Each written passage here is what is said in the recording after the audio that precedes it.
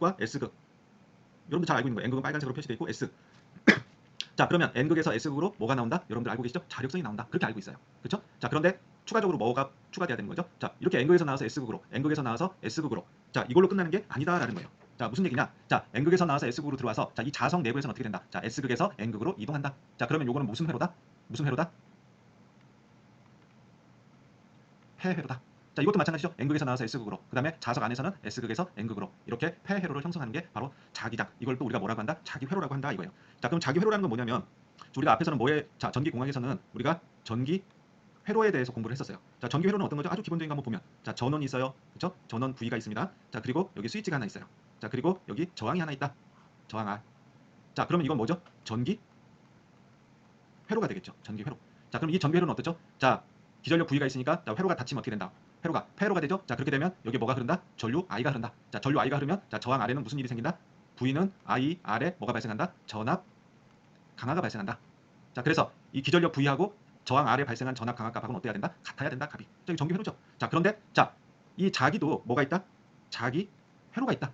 마찬가지로. 자, 그럼 자기 회로 얘기를 한번 해볼게요. 여러분들 여러 가지 과목이나 이제 과정을 통해서 스타디를 하신 내용 중에 하나가 뭐냐면 자, 이렇게 철심이 있다. 철심이. 자, 철심이 있는데 자, 이 철심이 어떻게 된다? 이 철심에 코일을 감았다.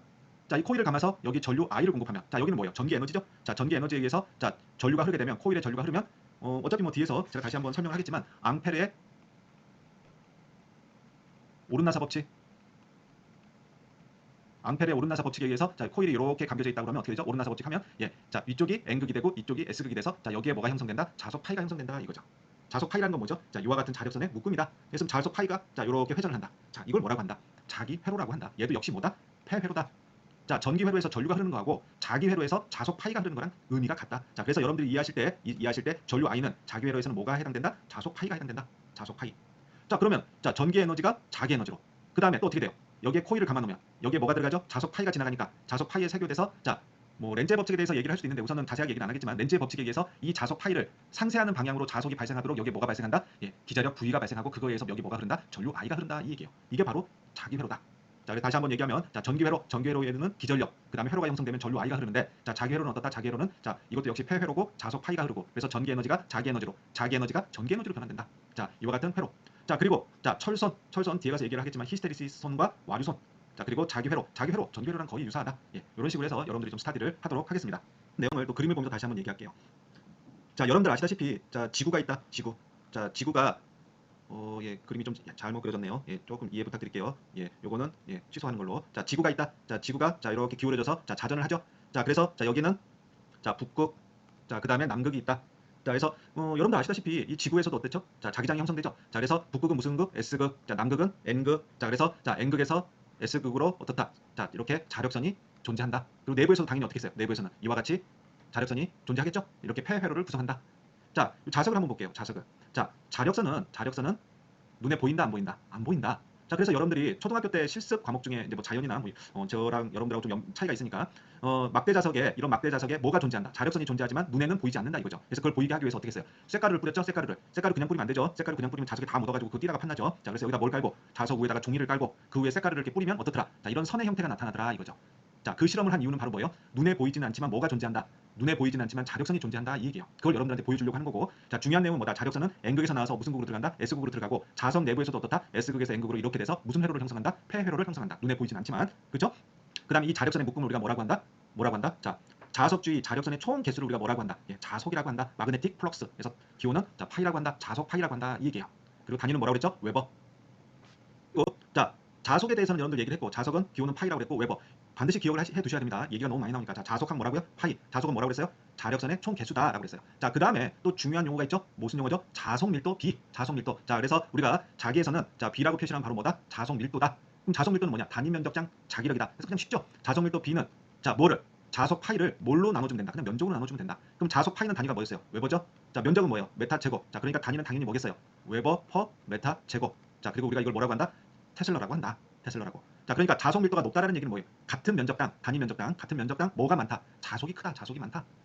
자, 그러면 뭐가 많다는 거예요? N극에서 S극으로 나오는 이런 자력선의 개수가 어떻다는 거예요? 많다는 거죠. 이게 많으면 뭐가 크다? 자속 밀도가 크다. 자, 그래서 여러분들 자속은 뭐라고요? 파이. 자속 밀도 B는 뭐라고요? 자속 밀도 B는 A분의 파이가 된다. 그리고 단위는 테슬라. 우리가 웨버 퍼 메타 제곱 이렇게 쓴다.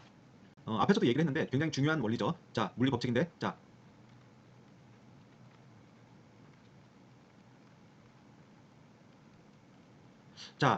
굉장히 중요한 물리 법칙인데 자, 지금 우리가 무슨 얘기하고 있죠, 여러분들? 예, 자기에 대해서 얘기하고 있죠. 왜 자기에 대해서 얘기하고 있죠? 자키가 아니라 자기입니다. 자, 왜 자기에 대해서 얘기하고 있죠? 우리가 지금 배우는 거는 바로 뭐예요? 전기 기기예요.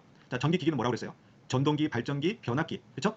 자, 전기 에너지를 무슨 에너지로? 전기 에너지를 운동 에너지로. 그다음에 운동 에너지를 전기 에너지로. 자, 전기 에너지 전류 I에 대해서는 여러분들이 전기공학이나 이런 여타 과목을 통해서 배우셨지만 자, 이 전기 에너지가 운동 에너지로 변환되는 과정은 바로 뭐하고 뭐의 관계라는 거죠? 전류 I하고 자기와의 관계다 이거예요. 그만큼 이 전기 기기는 이 자기하고는 뛸래야 뛸 수 없는 관계고 자, 전기 에너지하고 자기 에너지하고는 왔다 갔다 하는 이런 관계다. 굉장히 밀접한 관계다 이거예요. 그 밀접한 관계라는 걸 지금 알 수 있는 그 법칙 중에 하나가 바로 뭐다? 앙페르의 오른나사 법칙인데 앙페르의 오른나사 법칙이 의미하는 바가 뭐냐면 자, 도체에 뭐가 흐르면 전류가 흐르면 도체에 전류가 흐르면 그 주위에 반드시 뭐가 발생한다? 자기장이 발생한다. 이거 자기장이. 이게 핵심이에요. 자, 도체에 전류가 흐르면 자기장이 발생한다. 자, 이게 전기 에너지와 자기 에너지의 관계라고요. 자, 전류가 흐르면 자기장이 발생한다. 거꾸로 얘기하면 뭐예요? 자기장이 발생하면 그 주위에 뭐가 발생한다? 도체에 전류가 흐른다. 이렇게 이해를 하시면 돼요. 자, 그런데 자기장의 방향에 대해서 설명한 이 법칙이 바로 뭐예요? 앙페르의 오른나사 법칙이다. 자, 그래서 의미하는 바는 뭐냐면 자, 이거 오른선이죠? 오른선. 자, 이건 여러분 어느 정도 아실 거라고 생각하는데 자, 이 도체가 있어요. 도체 뭐라고? 지금 전기선이에요. 전기선. 자, 이 전기선에 자, 전류가 흘렀어요. 전류 I가 흘렀어요. 자, 그럼 도체에 전류가 흐르면 이 도체 주위에는 뭐가 생긴다고요? 자기장이 생기는데 이 자기장이 생기는 방향이 어떤 방향으로 생긴다? 오른나사 법칙으로 생긴다. 자, 그래서 손을 이렇게 하면 자, 엄지손가락은 무슨 방향? 전류에 흐르는 방향. 자, 선을 감쌌죠? 자, 이 감싼 방향. 자, 그러니까 자기장은 어느 방향으로 형성된다? 이렇게 형성된다 이 얘기예요. 아시겠죠? 굉장히 중요한 거예요. 자, 도체에 전류가 흐르면 주위에 뭐가 생긴다고요? 자기장이 생긴다고. 그 다음에 또 자기장이 생기면 바로 그 도체에는 뭐가 흐른다고요? 전류가 흐른다고. 이게 이제까지 여러분들이 누리고 있는 현재의 이런 문화생활이나 기술의 기반이 되는 게 바로 이 원리다 이겁니다. 자, 요 옆에 그림을 볼게요. 자, 옆에 그림. 자, 여러분들 대부분 다 아시는 그림이긴 한데 다시 한번 설명을 할게요. 자, 여기 보면 점이 찍혀 있고 여기 보면 X가 표시가 되어 있죠? 자, 이거는 뭐다? 이거는 자, 화살이다. 화살. 그쵸? 자, 화살 보면 앞에 화살 촉이 있고 뒤에 이렇게 방향을 일정하기 위한 깃털이 있죠? 자, 그래서 앞에서 보면 화살을 맞는 사람. 앞에서 보면 이걸 앞에서 어떻게 보인다? 자, 이렇게 요 화살 촉이 보이고 얘 끝에 점 이렇게 보인다. 자, 그러면 내가 보니까 화살이 이렇게 보였다. 그러면 무슨 얘기예요? 화살이 어떻게 된다? 나한테 날아오고 있는 중이다. 자, 그럼 뒤에서 보면 어떻게 생겼어요? 동그란데 자, 깃털이 이렇게 보인다. 그럼 화살이 날아가고 있는 거죠? 예, 맞습니다. 자, 그래서 자, 이 그림은 뭐다? 이 그림은 자, 이거 도체다 이거 도체. 도체인데 점이 찍혀 있으면 전류가 어떻다? 자, 이 점 쪽으로 나오는 거다. 자, 이거는 뭐예요? 도체가 있는데 자, 전류가 들어가는 거다. 자, 이건 전류가 나오는 거, 이건 전류가 들어가는 거. 이건 이 도체를 측면에서 본 거고. 그렇죠? 자, 그러면 전류가 나온다. 그럼 앙페르 오른나사 법칙. 자, 전류가 나오는 거니까 이쪽에 엄지하고 감싸면 자, 자기장은 어느 방향으로 생긴다? 자, 요런 방향으로 생긴다. 자, 이거는 거꾸로죠? 전류가 들어가니까 엄지를 이쪽으로 표시하고 감으면 어때요? 예, 자기장은 이렇게 형성된다. 자, 이거 굉장히 중요한 내용입니다. 사실 제일 중요한 내용은 뭐냐면 오른나사 법칙은 자기장의 방향이 어디냐를 의미하는 건데 그것보다 더 중요한 내용은 바로 뭐예요? 도체에 전류가 흐르면 주변에 반드시 뭐가 생긴다? 자기장이 형성된다. 그리고 자기장이 형성되면 그 도체, 주변의 도체에는 반드시 뭐가 흐른다? 전류가 흐른다. 자, 그러면 한번 생각을 해볼게요. 화면을 지우고 자, 여러분들 가정집에 보면 전기선이 있죠. 멀티탭 하나 얘기해 볼게요. 멀티탭은 이렇게 생겼어요. 그리고 이렇게 플러그에서 이렇게 생겼다고 생각합시다. 그러면 여기에 자, 이렇게 생겼어요. 돼지코. 그럼 여러분들이 여기다 뭐죠?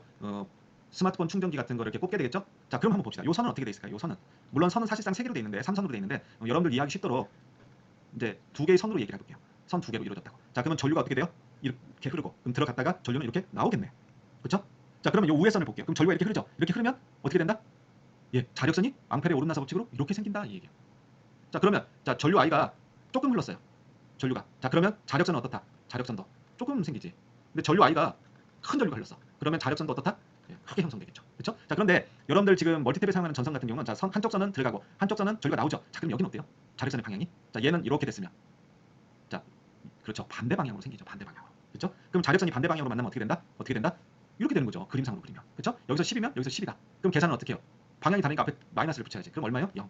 없어지면. 그렇죠? 자, 그래서 여러분들이 지금 이해하셔야 되는 내용은 자, 이런 선에서 자력선이 발생하지 않았어요.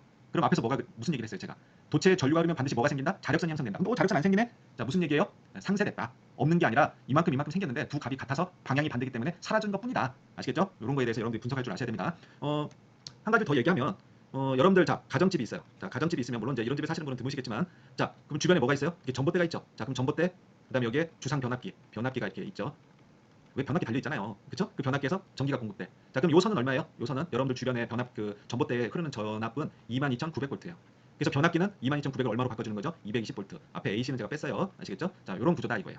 그럼 전압이 낮죠? 전압이 낮고, 자, 전압이 높아요. 자, 여기 큰 에너지가 지나간다. 큰 에너지가. 그럼 당연히 여기 생기는 뭐도 크다? 그렇죠. 자력선도 크다. 그러면은 여러분들 요런 산에, 그렇죠? 지나다니다 산에 보면 뭐가 있어요? 이런 철탑들이 있죠? 이렇게.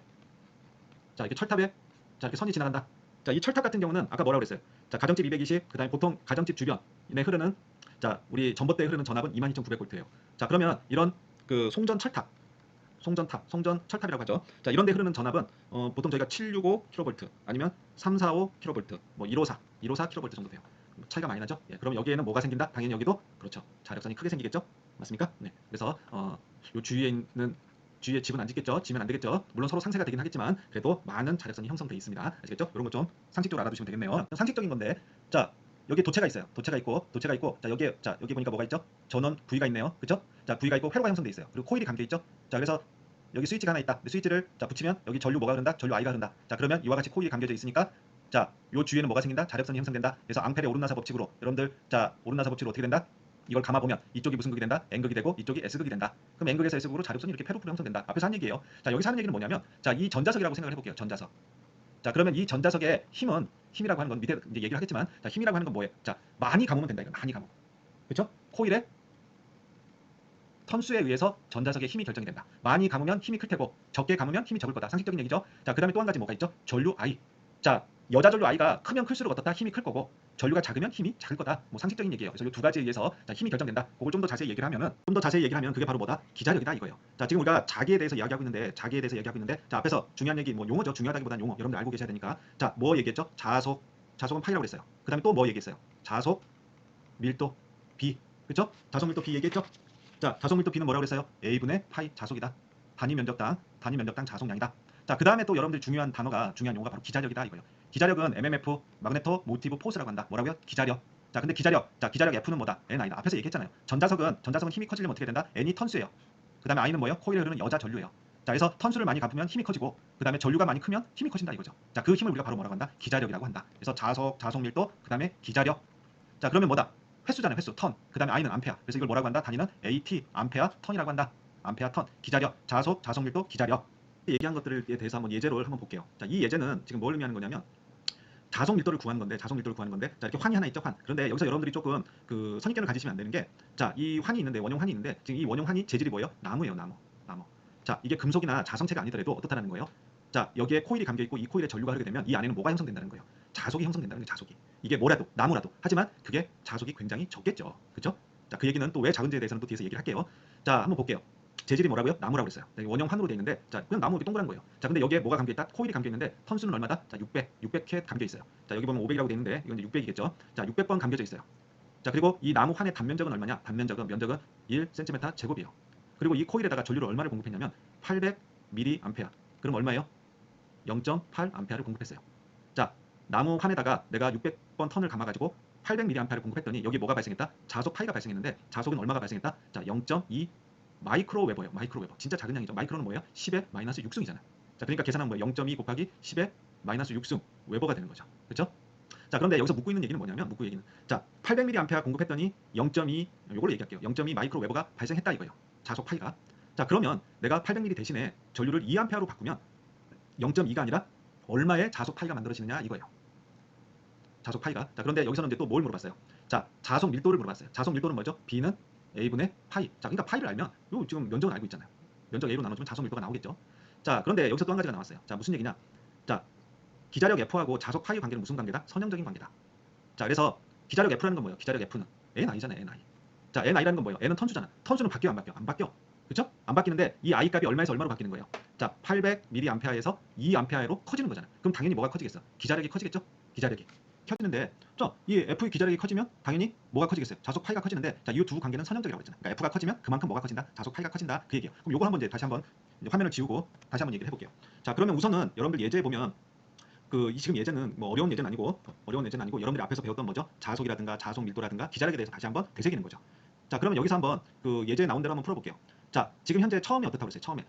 자, 600회 감겨져 있고, 그렇죠? 그 다음에 전류를 얼마로 공급했다? 800mA를 공급했대요. 자, 그럼 기자력이 어떻게 돼요? 기자력 F. 첫 번이니까 F1이라고 하면은, 자, F는 N, I죠? 그럼 600 곱하기 I는 뭐예요? I는, 자, 800mA니까 800 곱하기 10의 마이너스 3승. 밀이니까 10의 마이너스 3승이죠? 자, 이렇게 계산하면 얼마가 나온대요? 자, 480이 나온다 그랬어요. 자, 근데 F의 단위는 뭐예요?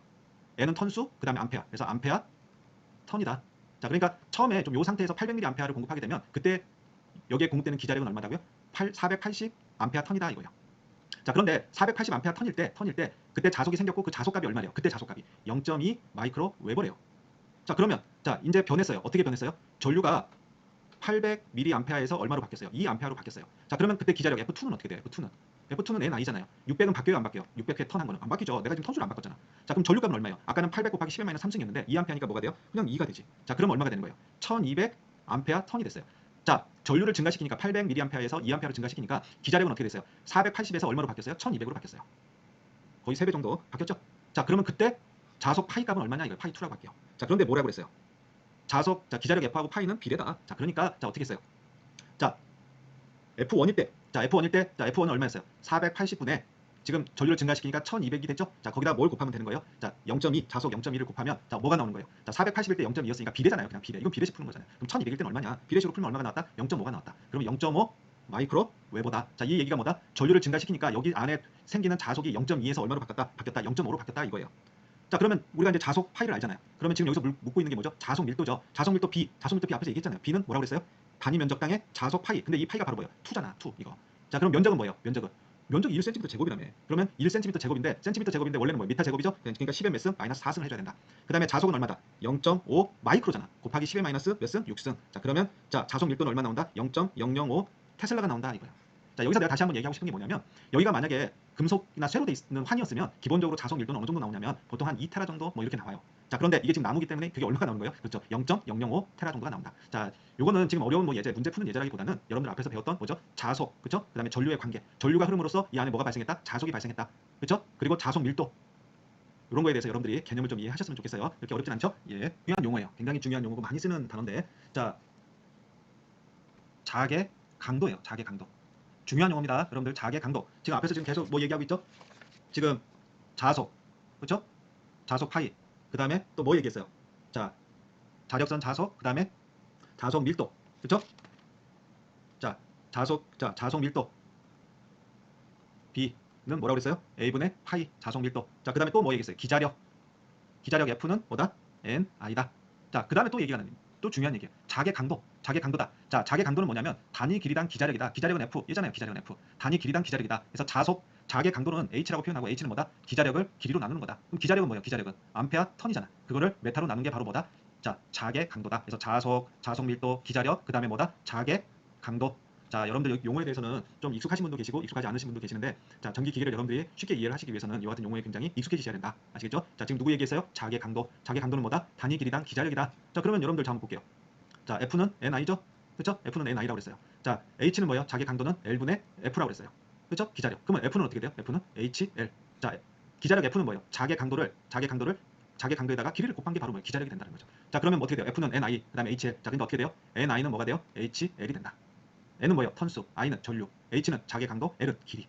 아시겠죠? 이거 굉장히 많이 나오는 것들입니다. 조금 어렵더라도 여러분들이 좀 주의를 부탁드릴게요. 자, 그 다음에 자속 밀도, 기자력, 자개 강도까지 얘기를 했어요. 그쵸? 그 다음에 또 중요한 게 바로 뭐냐? 자기 저항이에요. 저항은 뭐예요? 여러분 잘 알잖아. R. 그쵸? 자, 여기서 뭐냐면 한번 여기 책을 한번 볼게요. 자, 회로 내의 기자력이 얼마다? 480 AT 암페어 턴이다. 자, 앞에서 우리 환에서 했잖아요. 480을 뭘 증가시켜서 자, 800mA의 전류였는데 그걸 2A로 전류로 바꾸니까 자, 기자력 F는 480A 턴에서 얼마로 바뀌었어요? 1200A 턴으로 증가했어요. 그렇죠? 그거로 인해서 자, 자속은 어떻게 됐어요? 자속은 0.2 마이크로 웨버에서 0.5 마이크로 웨버로 바뀌었었죠. 자, 즉 뭐예요? 기자력과 뭐다? 자속은 선형적인 관계다. 앞에서 얘기했죠. 그렇죠? 선형적인 관계다 그랬어요. 자, 그래서 그 선형적이라는 걸 수식으로 나타내면 어떻다? 자, 기자력과 그다음에 자, 자속은 선형적이라고 그랬죠? 대신에 같은 건 아니잖아. 같지 않기 때문에 반드시 한쪽에다 뭘 해줘야 돼? 비례 상수를 넣어줘야 돼. 자, 그러면 그 비례 상수가 바로 R이다 이거죠. 자, 그러면 요 수식 F는 기자력은 자, 자속하고 자, 선형적인 관계인데 비례 상수 R이 존재한다 이거죠. 자, 이게 무슨 얘기랑 같은 거예요? V는 화면 지우고 다시 할게요. 이거는 이제 우리가 자기 저항에 대해서 지금 얘기하고 있죠. 자, 무슨 얘기냐? 자, F 기자력 F하고 자속 파이하고는 선형이라고 했어요. 그렇죠? 선형이기 때문에 자, F는 하기 위해서는 앞에다가 비례 상수 R을 넣어주고 파이를 넣어줬다 이 얘기예요.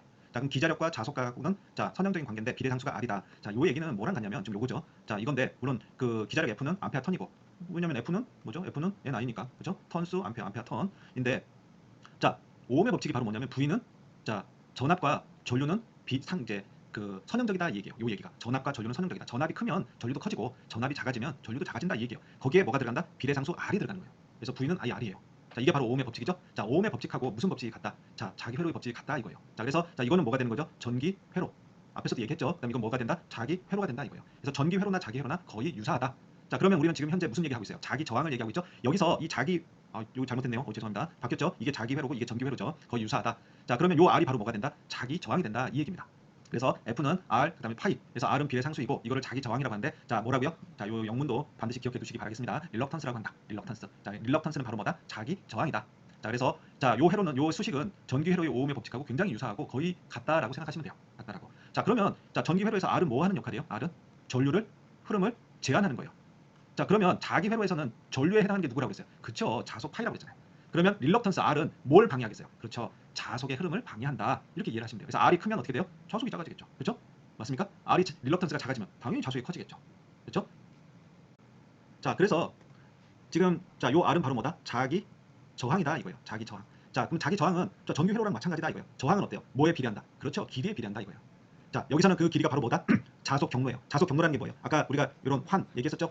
요 환에 뭐가 형성된다? 자속 파이가 형성된다. 자, 이거 환은 아니지만 이런 사각형이 있다. 자, 그럼 여기에 뭐가 존재한다? 자속 파이가 존재한다. 이 길이가 길면 길수록 뭐가 커진다? 자기 저항이 커진다. 상식적인 얘기죠. 자, 그다음에 또 한 가지.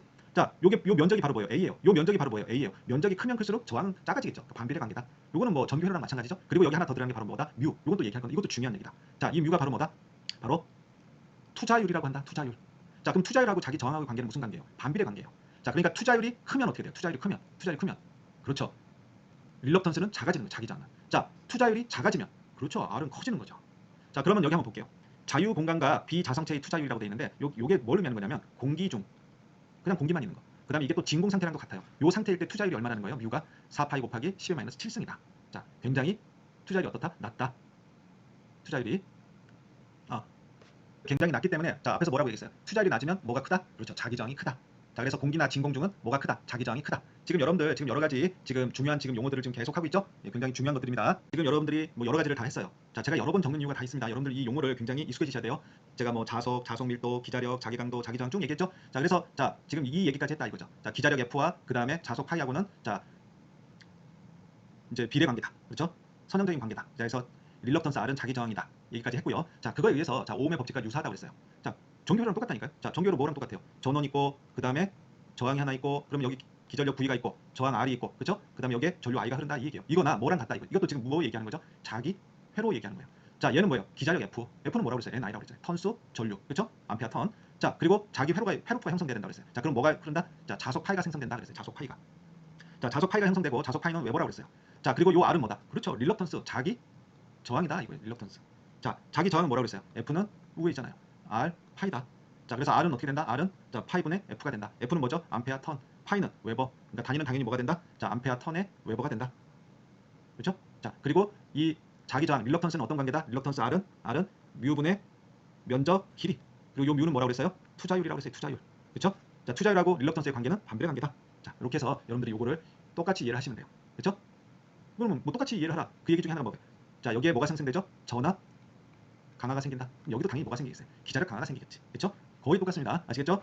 여러분들 지금 계속 지금 자기에 관련된 용어에 대해서 얘기를 듣고 있는데요. 근데 이제 여러분들 이제 투자율 얘기까지 들으셨어요. 그렇죠? 투자율 얘기를 들으셨는데 좀 여기 자화곡선 얘기 들어가기 전에 제가 투자율 얘기를 조금 더 할게요. 자, 투자율은 아까 뭐라고 그랬죠? 투자율은 자, 릴럭턴스 자기 저항 R은 뮤의 그다음에 면적 A분의 L이라고 했어요. 자, 그래서 요 뮤가 지금 투자율이었어요. 그렇죠? 자, 그럼 투자율이 굉장히 낮으면 자기 저항이 어떻게 된다? 커진다고 했어요. 그렇죠? 자, 그런데 아까 뭐라고 그랬죠? 진공 같은 경우는 계산을 해보면 어떻게 되냐면 진공은 아까 4파이 곱하기 10-7승이라고 했는데 진공의 투자율 진공은 공기 중의 투자율과 마찬가지예요. 투자율은 얼마냐면 실제 그 4파이 곱하기 10-7승을 그 계산하면 약 한 1.256 점점점점 해가지고 마이크로 헬리퍼 메타 정도가 나와요. 마이크로니까 10의 몇 승이에요? 마이크로니까 10의 마이너스 6승이에요. 굉장히 작은 값이죠. 자, 그러니까 값들이 작다고요. 자, 그래서 이걸 일일이 다 이 이 수치를 기억하기가 어렵잖아요. 자, 그래서 이걸 조금 쉽게 하기 위해서 이 투자율을 쓰기도 하지만 무슨 투자율을 쓰냐면 비투자율을 써요. 자, 비투자율이라는 건 뭐냐면 진공과 공기가 자 1.256 뭐뭐뭐 해가지고 10의 마이너스 6승이다 이거예요. 이거를 뭐라고 생각한다? 1로 생각한다. 1. 자, 그러면 비투자율 진공과 공기의 비투자율은 얼마가 되는 거예요? 1이 되는 거예요. 그럼 다른 거는 상대적으로 계산하는 거죠. 그래서 훨씬 더 여러분들이 쉽게 이해할 수 있는 거죠. 그러니까 여러분들이 투자율을 이해하는 것보다는 비투자율로 계산하는 게 여러분들이 이해하기가 쉽다 이거예요. 같은 내용인데 이걸 뭐라고요? 요거를 뭘로 생각한다고요? 1로 비율로 맞춘 거라고. 자, 그렇게 되면 어떻게 되냐면 금속, 쇠, 뭐 종류가 여러 가지가 있는데 보통 이렇게 되면 비투자율이 얼마가 되냐면 2만 정도가 된다. 뭐 이렇게 금속 종류에 따라 다르지만 뭐 연철 종류는 2만 배가 정도가 돼. 2만 정도가 비투자율이. 자, 그러면 비투자율이라는 건 뭘 의미하는 거냐면 자, 금속의 투자율은 진공이나 공기보다 몇 배 더 크다. 뭐 종류에 따라 다르겠지만 여러분들 쉽게 생각하기에 2만 배 크다. 이렇게 이해를 하시면 돼요. 그러면 투자율이 2만 배 크게 되면 자, 자기 저항 릴럭턴스는 어떻다? 2만 배 작다 이거예요. 2만 배 작다. 누가? 금속이. 그러면 뭐 얘기죠? 자력선이 2만 배 더 많이 통과할 수 있다. 이걸 꼭 여러분들이 기억을 해두셔야 됩니다. 투자율, 비투자율 중요한 내용이에요. 자, 그럼 화면을 지우고 자, 근데 교재에 나와 있는 이제 자와 곡선에 대해서 이야기를 할게요. 자, 이 자와 곡선은 굉장히 많이 나오는 내용이고 중요한 내용이에요.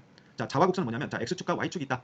자, 그러면 x축은 자, y축은 뭐다? b. 너무 잘하는 거네. 자, 뭐예요? 자속 밀도. 이제 친근하죠? 자, 자속 밀도 b는 뭐라고 그랬어요? 자, 면적. 자, 자속 파이를 면적으로 나눈 거라고 그랬어요. 단위는 테슬라. 자, 자속 밀도. 자속을 뭘로 나눴다? 면적으로 나눴다. 자, 그다음에 x축은 뭐예요? h죠? h는 뭐라고 그랬어요? 자개 강도다. 자, 자개 강도 h는 어떻게 구한다고 그랬어요?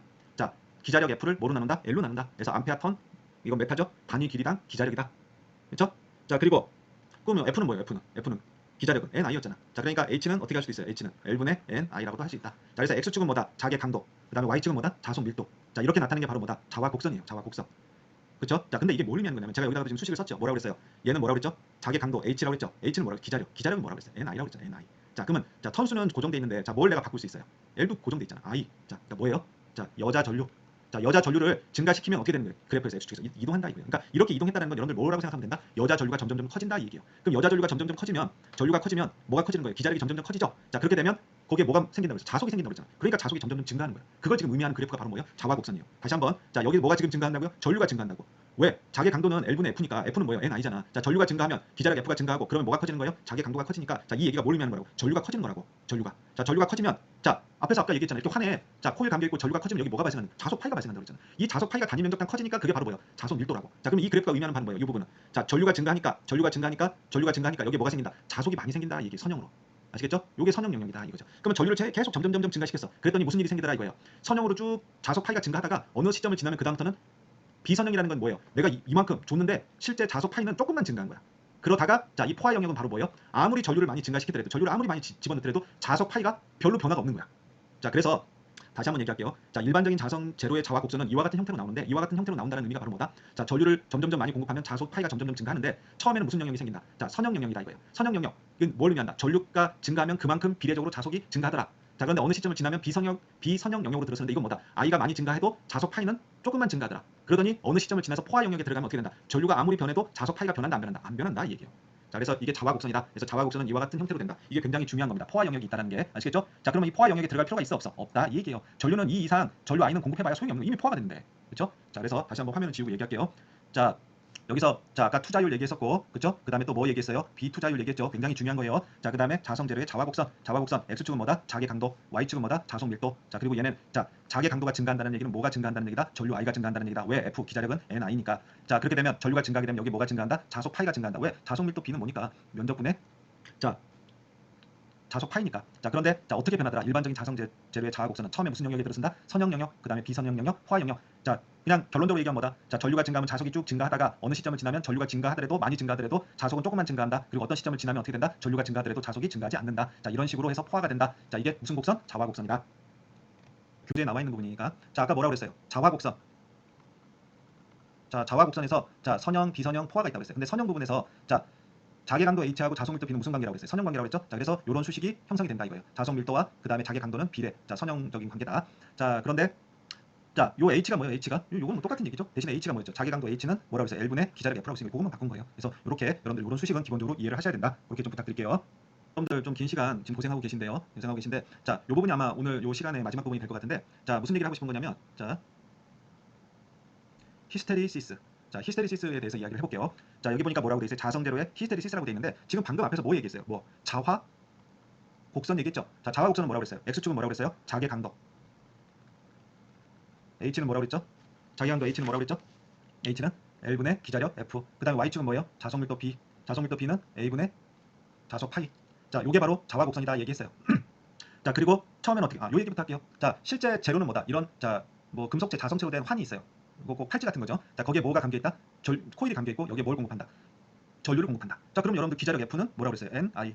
그렇죠? 여기 턴수 N, 그다음 전류 집어넣으면 F. 그럼 기자력 F가 발생할 거고, 그렇죠? 그러면 여기에 뭐가 발생해요? 자속 파이가 발생할 거고, 그렇죠? 그러면 자개 강도 H는 뭐예요? 1분의 F잖아. F는 뭐예요? F는 Ni잖아, Ni. 그리고 L은 원이잖아요, 원. 2파이 R. 그렇죠? 별 어려운 거 아니었어요. 자, 여기에서 실험한다 이거예요. 그럼 아까 뭐라고 그랬어요? 자화 곡선은 뭐라고 그랬어요? 자화 곡선은 x축은 자개 강도, y축은 뭐라고 그랬어요? 자속 밀도인데 h가 이게 커지는 이게 바로 뭐라고 그랬어요? 전류를 키운다니까. 예, 전류가 점점점 커지면 f가 점점점 커지잖아요. 그러면 자속이 점점점 커지겠지. 그래서 어떻게 된다고 그랬어요? 처음에는 이렇게 비례로 올라간다고 그랬어요. 선형으로. 그리고 나서 어떤 시점을 통해서 비선형으로 증가하고 그다음에 어떤 시점이 되면 포화가 된다고 그랬어. 얘기했죠? 그거 요걸로 하는 거예요. 요걸로.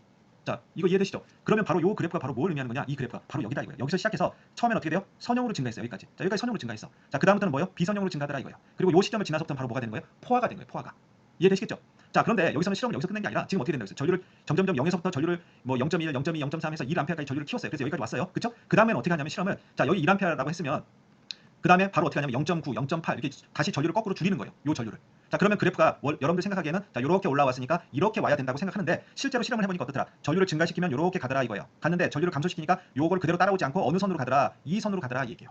그러면 요 포인트가 바로 뭐냐면 요 포인트가 전류가 0인 거예요. 0. 자, 전류가 0인데 무슨 얘기예요? 전류가 0인데 지금 전류를 공급하지 않았는데 여기에 지금 계속 뭐가 흐르고 있다는 거예요. 그렇죠. 자속 파이가 흐르고 있다 이거예요. 자속 파이가 흐르고 있더라 이거예요. 왜? 자속 밀도는 A분의 파이잖아. 파이가 존재한다는 거예요. 요 위치는. 근데 전류는 공급 안 하고 있죠. 자, 이걸 우리가 뭐라고요? 잔류 자기가 된 거고, 그 다음에 지금 얘는 뭐가 된 거예요? 영구 자석이 된 거예요. 영구 자석이.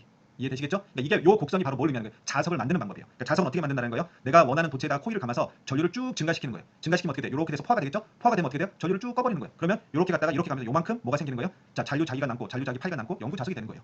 자, 근데 그 다음에 이 곡선 부분은 뭐냐면, 자, 전류를 아까 이렇게 집어넣었는데, 자, 점점점 키웠다가 점점점 줄여서 전류가 0이 됐죠. 이제는 이거를 반대로 전류를 이쪽에서 집어넣는 거예요. 그러면 전류의 방향이 어떻게 됐어요? 반대가 됐죠. 그럼 자석이 어떻게 돼요? 반대 방향으로 생기지. 그쵸? 자, 그렇게 되면 어떻게 되는 거예요? 지금 현재 잔류자기가 남아서 요만큼 회전하고 있었는데 반대로 생기니까 어떻게 돼요? 예, 깎아먹겠죠? 자, 그래서 점점점점점 어떻게 돼요? 해서 자, 요 지점까지 오는 거예요. 이렇게. 그럼 요 점이 의미하는 바가 뭐예요? 자, 아까 잔류자기 남아 있었는데 내가 전류를 거꾸로 집어넣어서 거꾸로 자속을 만들어내면서 둘이 상쇄돼서 뭐가 되는 거예요? 자속 파이가 0이 된 거예요. 요 지점이. 자, 그러니까 이건 뭐예요? 아까는 잔류자기에서 영구 자석이 됐는데 이제는 자석이 아니라 원래 쇠로 돌아온 거죠. 자, 그래서 시작은 여기서 시작해서 다시 이렇게 와서 영구 자석이 됐다가 다시 0으로 이제 원래 자석이 아닌 쇠로 변한다 이 얘기예요. 그리고 계속 전류를 반대 방향으로 계속 주면 어떻게 된다? 이번에는 자, 요 그림이 바로 뭘 의미하느냐? 자, 자석의 방 아까 영구 자석인데 자, 요 지점, 자, 요 지점이 바로 뭐예요? 요 지점이 영구 자석이고, 자, 요 지점도 바로 뭐예요? 영구 자석이에요. 근데 바로 뭐가 달라요? 극성이 달라요. N극 S극이 바뀐 거예요.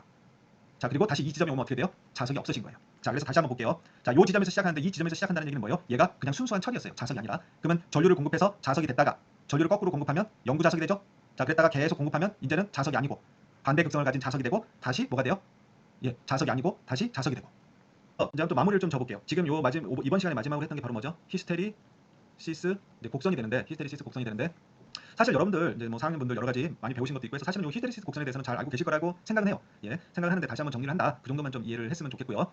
자, 실제 이런 거다. 뭐 이거일 수도 있고 뭐일 수도 있는 거예요. 이런 막대 자석일 수도 있는 거죠. 그럼 내가 이걸 N극 S극으로 만들고 싶다. 그럼 어떻게 한다는 거예요? 얘를 코일을 감아가지고 여기다 뭘 공급하면 된다? 전류 I를 공급하면 된다 이거죠. 그렇죠? 그래서 히스테리시스 곡선이라는 거는 자, 요런 곡선이다. 요렇게 따라가는 곡선이다. 원래 위치로 안 오죠? 이렇게 안 되죠. 자, 근데 이렇게 되는 이유가 바로 뭐다? 바로 잔류 자기 때문에 그렇다. 자, 요 포인트는 바로 뭐냐면 실제 이게 공장에서 바로 나온 쇠죠. 자석 성분을 안 갖고 있는. 그러니까 자석 파이가 없는 거죠. 자석 파이가 없는 거. 근데 여기다가 전류를 공급하게 되면 전류가 점점점 커짐에 따라서 자, 얘가 뭘 가지고 있는 거죠? 자석을 갖게 되는 거죠. 자, 그런데 내가 전류를 줄여서 끝에는 전류를 0으로 만들더라도 요 포인트가 바로 뭐예요?